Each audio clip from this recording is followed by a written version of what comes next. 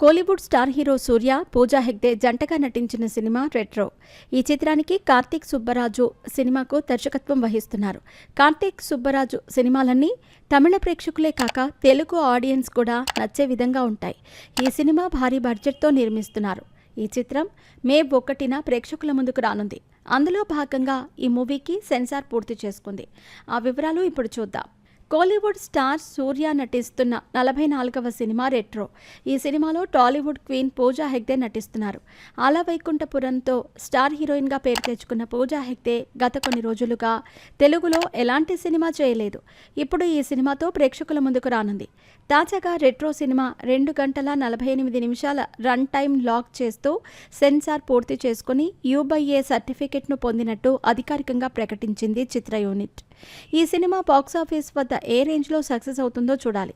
1980లో జరిగిన ఒక గ్యాంగ్స్టర్కి సంబంధించిన సినిమాగా రూపొందిస్తున్నారు.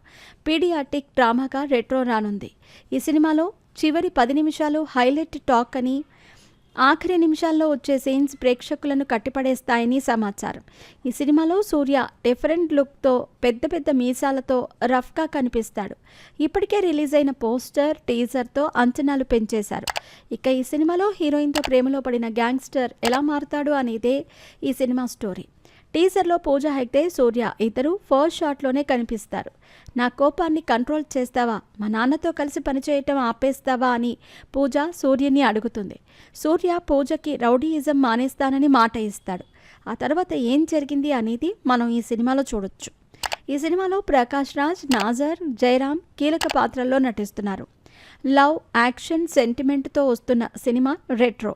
ఈ సినిమా హిట్ అవ్వటం సూర్యకి, పూజకి ఇద్దరికీ ఎంతో ముఖ్యం.